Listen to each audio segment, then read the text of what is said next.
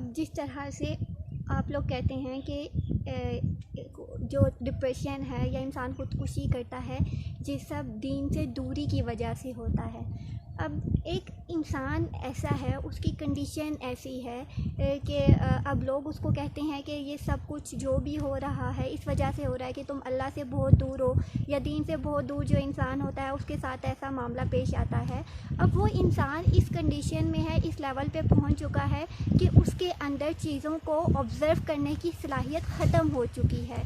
उसके दिमाग में मस्बत चीज़ का नाम है ही नहीं, हर तरफ नेगेटिविटी ही नेगेटिविटी है, और वो फोकस भी नेगेटिव चीज़ों पे कर रहा है।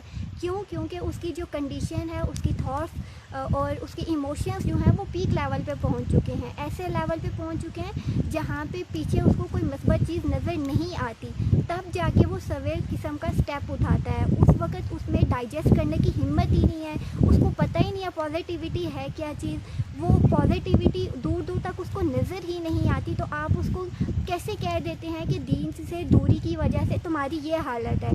क्या पता वो शख्स बहुत ज़्यादा नमाज़ें पढ़ने वाला हो, अल्लाह की इबादत करने वाला हो, उसका शायद जितना कनेक्शन अल्लाह से मजबूत हो शायद किसी दूसरे इंसान का ना हो, और आप जब नीचे कमेंट करते हैं कि दीन की दूरी की वजह से ये सब कुछ हो रहा है, तो इसका मतलब आपने उसके डिप्रेशन में एक और चीज़ का इजाफा कर दिया है। अब वो वहाँ पे सोचने लग जाएगा कि यार मैं क्या सच्ची में खुदा से दूर हूँ?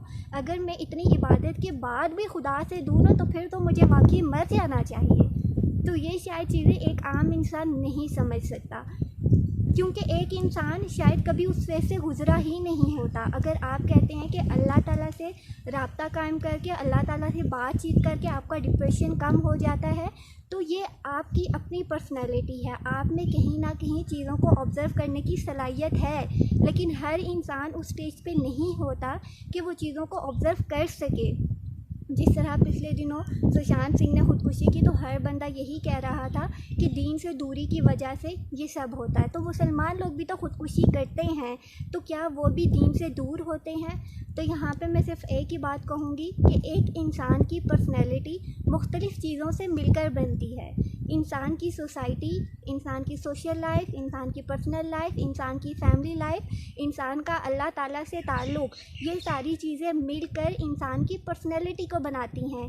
ऐसा नहीं होता कि अगर मेरी लाइफ में पेरेंट्स मुझे मिल गए हैं तो मेरी लाइफ कंप्लीट है। नहीं, मुझे दोस्तों की ज़रूरत पड़ती है। जब दोस्त आ गए तो ज़िंदगी कंप्लीट नहीं, मुझे अल्लाह ताला से कनेक्शन की भी ज़रूरत है। जब अल्लाह ताला से कनेक्शन नहीं होगा तो भी मुझे डिप्रेशन होगा। फैमिली मेरे साथ नहीं है तो भी मुझे डिप्रेशन है। सोसाइटी मुझे एक्सेप्ट नहीं कर रही तो भी मेरे साथ डिप्रेशन है। तो ये मुख्तलिफ़ चीज़ें मिलकर आपके डिप्रेशन को इंक्रीज़ करती हैं, और ये इतना इंक्रीज़ हो जाता है कि आप एट द एंड या तो सुसाइड की तरफ चले जाते हैं या तो किसी दूसरे इंसान पे अटैक कर देते हैं। तो कहने का मकसद क्या, आप जो भी अपनी राय देते हैं, ज़रूरी नहीं है कि हर बात पे आप अपनी राय दें, लेकिन अगर आप किसी की प्रॉब्लम को सॉल्व करने में उसकी मदद नहीं कर सकते तो खुदारा उसकी बीमारी बढ़ाने में भी उसकी मदद ना करें। उसका साथ नहीं दे सकते तो उसके अगेंस्ट भी मत जाएं। माना कि आपको राइट है बोलने का, लेकिन हर जगह आपका राइट नहीं है बोलने का। जहाँ आप अपनी अच्छी राय दे सकते हैं वहाँ दें, लेकिन जहाँ चीज़ें आपको समझ नहीं आती वहाँ से एक कदम पीछे हट जाएं। किसी की ज़िंदगी को बर्बाद ना करें। आपका एक सवाल, आपका एक जवाब किसी की ज़िंदगी बना भी सकता है और किसी की ज़िंदगी बिगाड़ भी सकता है।